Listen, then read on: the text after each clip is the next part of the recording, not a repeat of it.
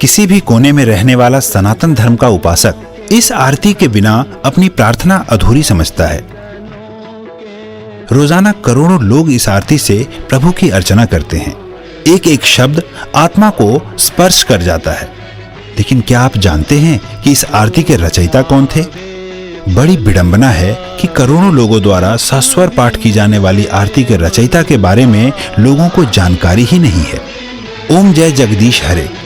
इस आरती के रचयिता का नाम है पंडित श्रद्धा राम फिल्लौरी, जो कि धर्म प्रचारक, लेखक, संगीतज्ञ, ज्योतिषी और समाज सुधारक थे।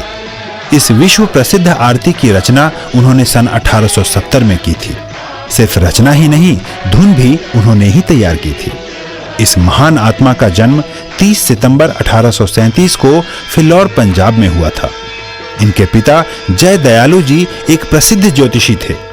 बचपन से ही श्रद्धा राम जी इतने कुशाग्र थे कि मात्र 10 वर्ष की आयु तक ही कई भाषाओं का ज्ञान अर्जित कर चुके थे। लोग इस बालक की कुशाग्रता से प्रभावित होते थे, लेकिन किसी को मालूम नहीं था कि इस बालक की रचना युगों तक प्रचलित रहेगी। अद्वितीय लेखक पंडित फिल्लौरी को सर्वप्रथम हिंदी उपन्यास भाग्यवती लिखने का श्रेय भी जाता है। उन्होंने बाइबल का भी आंशिक अनुवाद गुरुमुखी में किया था। उन्होंने महाराजा रंजीत सिंह के शासनकाल पर आधारित पुस्तक सिक्खा दे राज दी विधियां का लेखन भी किया। इसके अतिरिक्त पंजाबी बातचीत, सत्य धर्म मुक्तावली, शतोपदेश, सत्यामृत प्रवाह और सलय प्रवाह नामक पुस्तकों का लेखन भी किया। वह समाज सुधारक भी थे।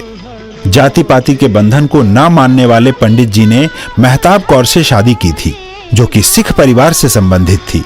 वह बाल विवाह, लड़के लड़की में भेदभाव, नवजात कन्याओं की हत्या जैसी कुरीतियों के विरोधी थे। उन्होंने स्त्रियों को समान अधिकार दिलवाने और उनके शिक्षा का समर्थन एवं प्रचार भी किया। पंडित श्रद्धाराम फिल्लौरी 1857 के प्रथम स्वतंत्रता संग्राम से प्रभावित होकर लोगों को एकत्रित करके देशभक्ति की गाथाएं सुनाते थे। अंततः ब्रिटिश सरकार ने उन्हें फिल्लौर से पलायन करने का हुक्म दिया। वह पहले अमृतसर और फिर लाहौर पलायन कर गए।